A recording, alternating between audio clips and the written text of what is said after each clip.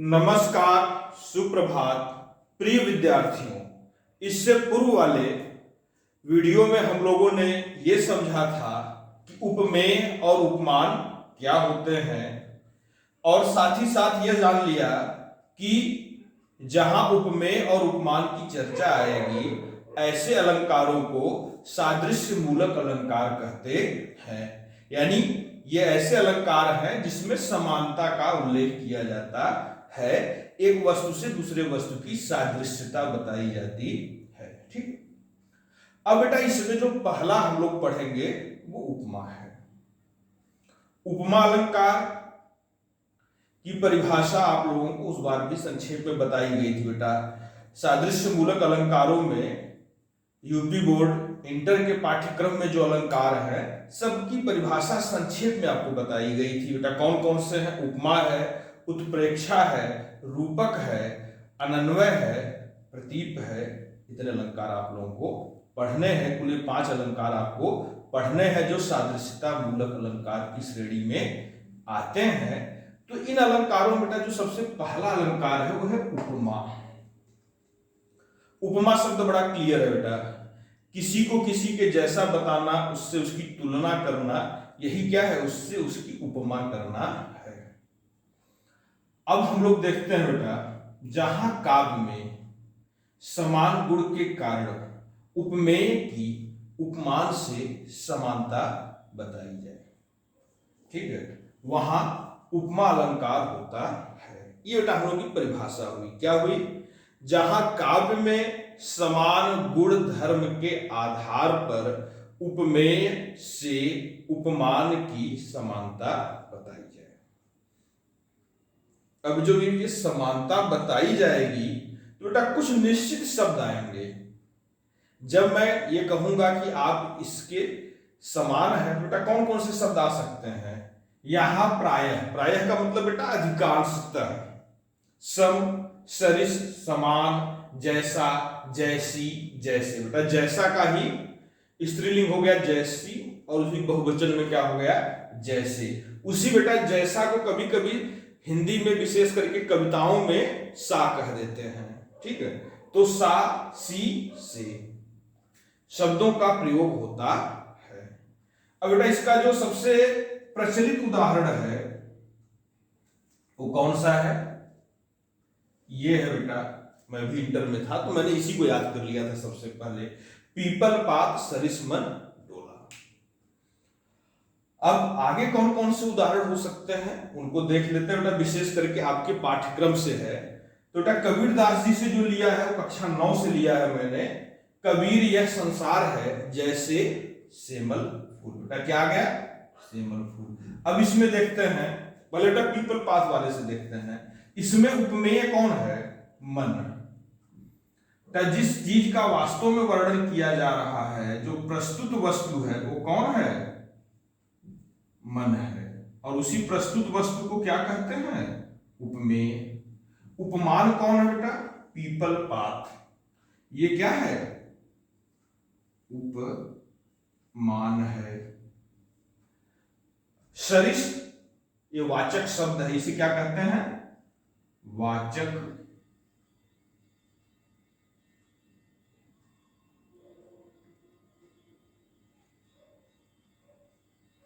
और बेटा ये डोला, हिलना। बेटा आप लोग देखे होंगे कि पीपल का जो पत्ता होता है थोड़ी भी हवा चलती है हिलने लगता है, कांपने लगता है बेटा, ऐसे ऐसे।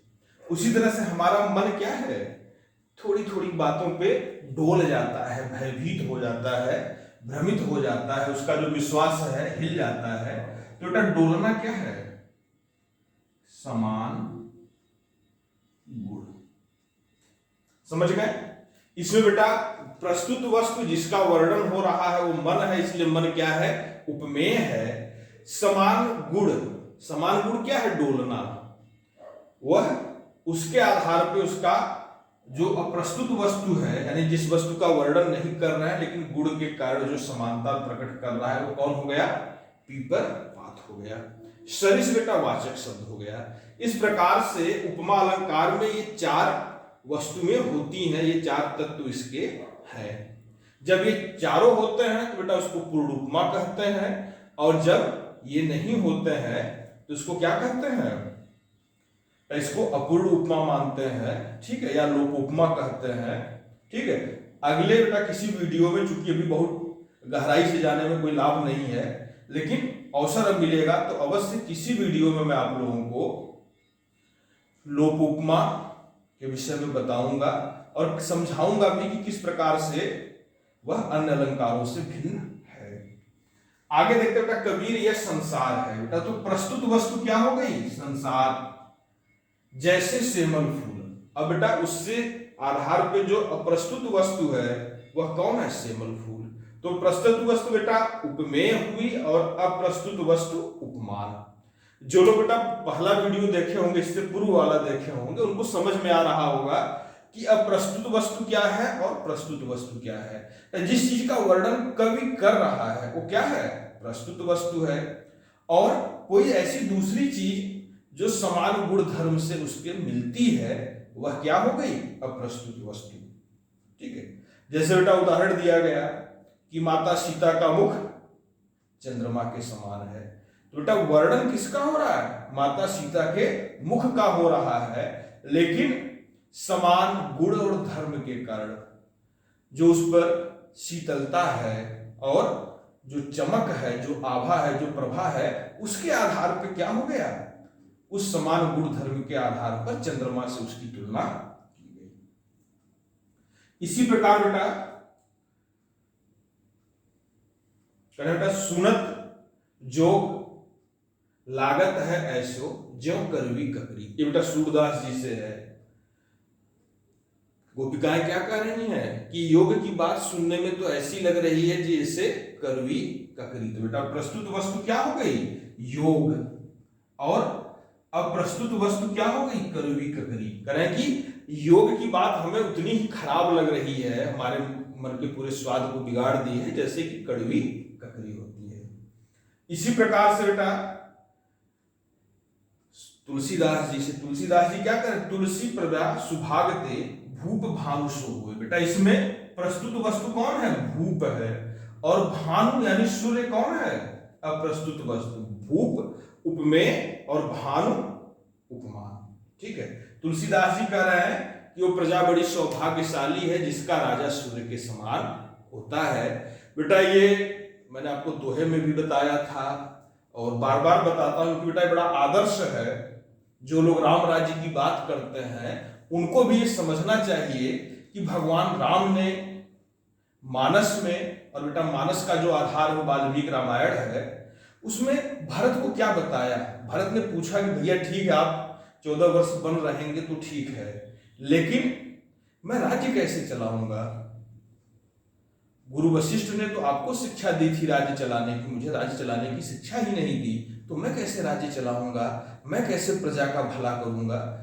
तो बेटा कुछ बातें राम ने बताई, जिसमें राम ने बताया कि कर कैसा लगना चाहिए, कर इतना कम हो जनता के ऊपर कि जब जनता की जेब से जाए तो उसे पता न चले, लेकिन जब उसी कर के पैसे से राजा कल्याण करे, भलाई का काम करे, सड़कें बनाए, विद्यालय बनाए, अस्पताल बनाए, तो वह जनता को पता चले, वो इतने भव्य पैमाने पर आए। तो आदर्श दिया बेटा उसने, बरसत हर्षत लोग सब करसत लखे न कोई। बाबा तुलसीदास जी ने क्या कहा कि जब बादल बरसते हैं तो सभी लोग हर्षित होते हैं, लेकिन जब सूर्य कर्षित करता है, जब सूर्य पानी को लेता है, लखे न कोई, तब कोई नहीं जान पाता। बेटा सूर्य सागर से लेकर के एक छोटे से चम्मच से भी अपना पानी ले लेता है, बेटा वो कर लेता है। ठीक है, कर लेके क्या करता है, बादल बनाता है और वापस कर देता है। ठीक है, पंचवर्षीय योजनाएं बना देता है बेटा, जैसे सरकार बनाती है ना विकास के लिए, वैसे ही बादल बना करके साल भर की पूरी योजना इकट्ठे बरसात में जमीन को लौटा देता है। साल भर तो लेता है फिर लौटा देता है। क्या करता है बेटा, उसी आधार पर कह रहे हैं कि तुलसी प्रजा सुभागते, वो प्रजा बड़ी सौभाग्यशाली है जिसका राजा किसके समान होगा, सूर्य के समान होगा। आगे बेटा देखते हैं, बिहारी लाल जी से है, अंग अंग नग जगमगत दीप सिखासी। इसमें बेटा क्या कहा जा रहा है कि अंग अंग में नगों की जगमगाहट है और दीप शिखा सी, जैसे दिए की लौ होती है उसके समान क्या है, नायिका की देह है, शरीर है। अब बेटा ये समझने वाली बात है, दीप शिखा से यानी दिए से तुलना की है। चूंकि बेटा ये जो दीप शिखा की उपमा है ये बड़ी प्रसिद्ध है कालिदास जी की, दीप शिखा कालिदास से। कालिदास ने रघुवंशम में इंदुमती की तुलना किससे की है, दीप शिखा से की है बेटा, विशेष करके स्वयंवर के अवसर में, कि इंदुमती जिस राजा के सामने पहुंचती थी तो इंदु की बेटा तो शरीर दीप शिखा जैसी सुंदर है और एक आभा लिए हुए है, प्रकाश लिए, और जिसके सामने आती है उसी का मुख प्रकाशित कर देती हैं, इसलिए वो दीप शिखा के समान कहा गया। और फिर जिससे आगे बढ़ जाती, जिस राजा के सामने खड़ी हुई उसका चेहरा तो चमक उठा, लेकिन जब वो आगे बढ़ गई तो क्या हुआ, उस राजा का चेहरा बिल्कुल कुम्हला गया, ठीक वैसे ही जैसे दिया हटा देने पर चेहरा काला दिखाई देने लगता है। और बेटा अंत इंदुमती है कौन, ये भी समझ लीजिए, ये भगवान राम के जो पूर्वज थे महाराज अज, उनकी धर्मपत्नी थी। अब बेटा आगे देखते हैं, ये भूषण जी से है, भुज भुजगेश की वे संगनी भुजंगनी सी, करें कि भुज भुजगेश की, जो भुजाएं किसके समान है, भुजगेश के समान है, नागों के राजा के समान है, उसकी संगनी के समान, उसकी पत्नी भुजंगनी के समान, ये कौन है, ये छत्रसाल की बरछी है। बेटा ये जो उदाहरण है ये लोकोपमा का है, इसमें बेटा उपमेय ही गायब है, पूरी पंक्ति में ये नहीं स्पष्ट हो पा रहा कि बात किसकी हो रही है। इसमें तो बेटा कंफर्म है, भुज भुजगेश की, यानी जो भुजाएं हैं वो किसके समान है, नागों के राजा के समान है, लेकिन उसकी संगनी, उसकी जो पत्नी है भुजंगनी के समान वह रहती है। कौन रहती है ये बेटा इसमें नहीं बताया गया है, कविता के लास्ट में बताया जा रहा है, तेरी बरछी ने बर छीने है खलन के, जब भूषण कहते हैं तब पता चलता है कि बरछी की बात हो रही है। तो बेटा इसमें लोपोपमा है, और लोप किसका हुआ है, उपमेय का हुआ है, ठीक है। इसमें बेटा बरछी का जिक्र नहीं है, लेकिन बरछी के लिए जो उपमान आया किसका आया, भुजंगनी का, नागिन का, ठीक है। आगे देखते हैं बेटा हरिऔध जी का है, मेरे प्यारे नव जलद से कंज से नेत्र वाले। बेटा दो उपमाएं एक साथ हैं। राधा जी जब पवन को भेज रही है अपना संदेश लेकर, तो कहें भाई कैसे पहचानोगी कृष्ण को, मथुरा में तो सैकड़ों मनुष्य हैं, तो कृष्ण की क्या विशेषता है, मेरे प्यारे नव जलद से, मेरे प्यारे कौन है, कृष्ण जो है उनका रूप कैसा है, वर्षा ऋतु में जो आरंभिक काले काले बादल आते हैं सुंदरता लिए हुए, नव जलद से हैं, और कैसे हैं, कंज से, कमल के समान नेत्र वाले हैं। आगे बेटा फिर देखते हैं और उदाहरण देखते हैं, ज्यादातर इंटर से है, बस एक उदाहरण क्लास 9 से था और बाकी सारे क्या हैं, इंटरमीडिएट से है ये उदाहरण। अब बेटा अगला मैथिली शरण गुप्त जी से है। गुप्त जी क्या कर रहे हैं बेटा, चित्रकूट की सभा है, सारे लोग बैठे हुए हैं, सभी एकदम मंत्रमुग्ध हैं, एक दूसरे को देखकर प्रसन्न है। उसी समय भगवान राम बोलते हैं, तो उनके बोलने का वर्णन इस प्रकार से है, प्रभु बोले गंभीर नीर निधि जैसी। बेटा प्रभु बोले गिरा गंभीर, प्रभु बड़े गंभीर वाणी में, बेटा गिरा मतलब वाणी में बोले, और उनकी वाणी कैसी थी, नीर निधि के समान, बादलों की आवाज के समान थी। तब बादलों की दो आवाज होती है, एक गंभीर आवाज और एक उत्साह की आवाज। तो बेटा जो बादलों की गंभीर आवाज होती है कौन सी होती है, जब बादल हल्का हल्का गड़गड़ाते हैं उसे हम क्या कहते हैं, बादलों की गंभीर आवाज। और जब बादल आपस में बहुत तेज टकराते हैं बेटा, उसके बाद बिजली चमकती है, उनकी गड़गड़ाहट वाली बड़ी आवाज है, ठीक है। आगे देखते हैं प्रसाद जी में। बेटा प्रसाद जी में देखते हैं, नील घन सावक से सुकुमार सुधा भरने को विधु के पास। बेटा कह रहे हैं कि उनके श्रद्धा के मुख पर जो बाल थे वो कैसे थे, अंश अवलंबित मुख के पास, वो कंधे का सहारा लेकर के वो श्रद्धा के मुख के पास थे और देखने में कैसे लग रहे थे, नील घन शावक से सुकुमार, वो नीले घन शावकों के समान।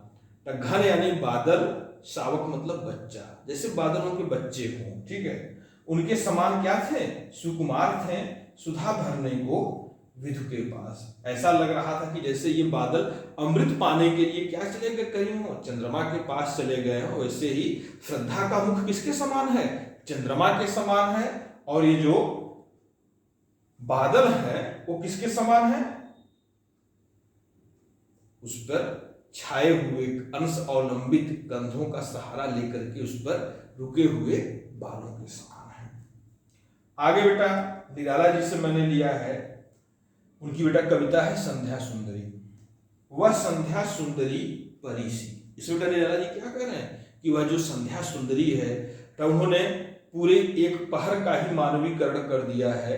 एक उदास, एक सुंदर लेकिन उदास, कम बोलने वाली स्त्री के रूप में उन्होंने संध्या का चित्रण किया है। तो कह रहे हैं कि वह संध्या सुंदरी परीसी, जो कैसी है, किसी परी के समान। उसकी बेटा संध्या जब आती है तो धीरे धीरे आकाश से अंधेरा नीचे की तरफ आता मालूम पड़ता है। कह रहे हो जैसे कोई आकाश से परी आ रही हो, इस प्रकार से नीचे आ रही है। अब बेटा पंत जी में नौका विहार में है, लघु तरणी हंसनी सी सुंदर। कह रहे बेटा कि निराला पंत जी जिस नौका में बैठ करके नौका विहार कर रहे हैं, और बेटा काला काकर नरेश की नौका थी। अब बेटा राजा है काला काकर जैसे स्टेट के, तो भाई नौका तो राजा की सुंदर होगी ही। तो क्या कर रहे हैं, वह लघु तरणी, वह छोटी सी नाव बेटा, चूंकि सवारी ढोने वाली नाव तो है नहीं, राजा की नाव है, 2-4 लोगों की ही बैठने की व्यवस्था होगी। हंसनी सी, हंसनी के समान बेटा, जैसे मादा हंस सुंदर दिखाई देता है, उसी के समान बिल्कुल चमचमाती हुई नाव है, सुंदर है। आगे बेटा हम लोग दिनकर जी का जो महाकाव्य है उर्वशी, उससे देखते हैं। इसका बेटा एक खंड आप लोगों में पुरुरवा और उर्वशी करके 2 भागों में है, तो लोग पुरुरवा खंड से देखते हैं, जिसमें बेटा पुरुरवा अपना परिचय देते हुए उर्वशी से कह रहे हैं, यह शिलासा वक्ष है। कह रहे हैं कि जो मेरा वक्ष है वो कैसा है, शिला के समान है, चट्टान के समान। बेटा वक्ष सीने को कहते हैं, ठीक है। ये चट्टान सी मेरी भुजाएं, और ये जो मेरी भुजाएं हैं किसके समान है, चट्टान के समान है। इस प्रकार से बेटा हम लोगों ने उपमा अलंकार की परिभाषा देखी, उससे जुड़े हुए कुछ महत्वपूर्ण बातों को हम लोगों ने समझा। जो हमारे पाठ्यक्रम में उदाहरण थे उन्हें भी समझा। अब बेटा अगले वीडियो में हम लोग उत्प्रेक्षा अलंकार के विषय में पढ़ेंगे। धन्यवाद।